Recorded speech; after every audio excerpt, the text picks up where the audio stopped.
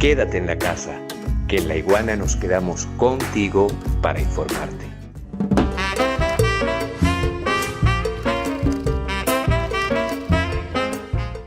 Hoy nosotros tenemos un tema muy delicado, un tema muy escabroso, un tema sobre el cual también este servidor ha dedicado 2 libros, el tema del paramilitarismo, el tema del paraestado y el tema de la parapolítica. Reenvío a los libros La cuestión colombo-venezolana y al libro sobre el caso Daktari. En estos temas hay que ir con mucho cuidado porque estamos hablando nosotros de una práctica que es usual en Colombia, pero que no lo es en Venezuela. Repito, una práctica que es usual en Colombia, pero que no lo es en Venezuela. ¿A qué me refiero? ¿A qué me refiero? A la entrada de los negocios del narcotráfico dentro de la esfera política. Está de más decirle, y hemos dedicado no solamente libros al tema, sino varios desde donde sea, que ya desde hace varias décadas, el narcotráfico entró en el negocio de la política. Y digo negocio de forma intencional. Ya Pablo Escobar entendió temprano que no se debía pagar a los políticos para que estos toleraran y auparan el negocio del narcotráfico, sino que el narcotráfico tenía que hacerse política para manejar directamente el negocio.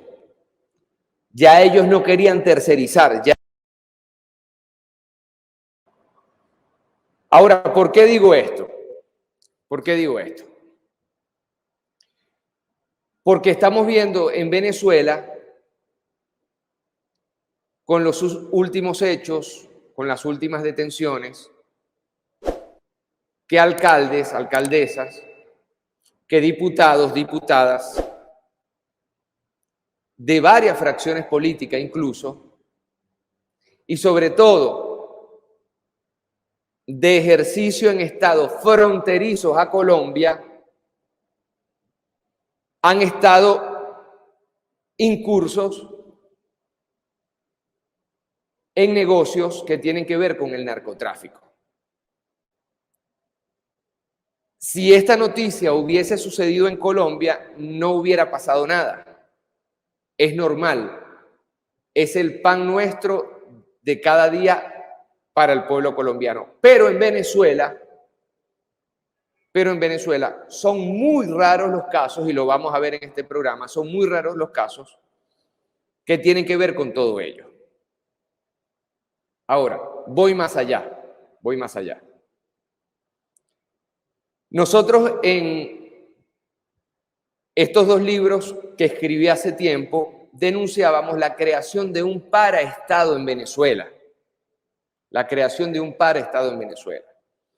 Y decíamos que este paraestado tenía como vocación fundamental ir avanzando, ir manchando el territorio no solamente de estados fronterizos, sino que lentamente iban manchando territorios, incluso de la costa venezolana, hasta llegar a la capital. En esos libros denunciábamos la presencia del paramilitarismo y de su consecuente parapolítica en varias zonas. Ya comienzan, después de años de penetración, a explotar casos espectaculares, es decir, que trascienden y llegan a los medios de comunicación. Y Venezuela, claro que se debe cuidar, porque parte de la estrategia, y diría yo de la geoestrategia, se plantea precisamente desmembrar el Estado-nación venezolano, que es un Estado-nación petrolero de los mayores productores de petróleo en el mundo, y que este Estado venezolano, que debe defender las reservas más grandes de petróleo en el planeta, termine en manos del narcotráfico colombiano, del narcotráfico mexicano. Miren ustedes lo que estamos hablando. Aquí no estamos hablando única y exclusivamente de una alcaldesa que cayó por negocio con el narcotráfico. Aquí no estamos hablando solamente de diputados, de asesores políticos. No, aquí estamos hablando de una penetración progresiva, lenta pero progresiva,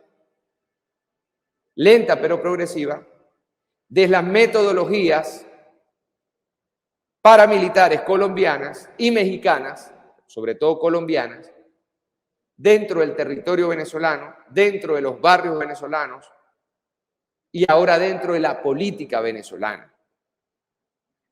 Insisto, esto no es un hecho anodino, no lo es, pero tampoco es un hecho que pueda ser simplemente juzgado como casos aislados. Como lo hemos demostrado en investigaciones que realizamos desde hace más de 10 años, esto es un plan y una estrategia coherente y pormenorizada por parte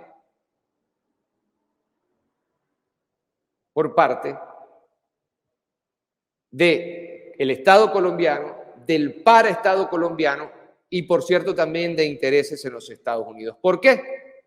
Porque, insisto,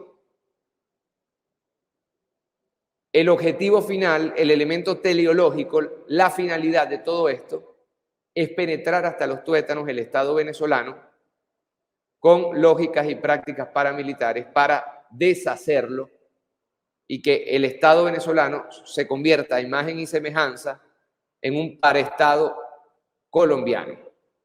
Y lo repito, estamos hablando de uno de los estados que deben proteger con su Fuerza Armada, con su Constitución, con sus fronteras, una de las reservas de petróleo, o mejor, corrijo, la reserva de petróleo más grande del mundo.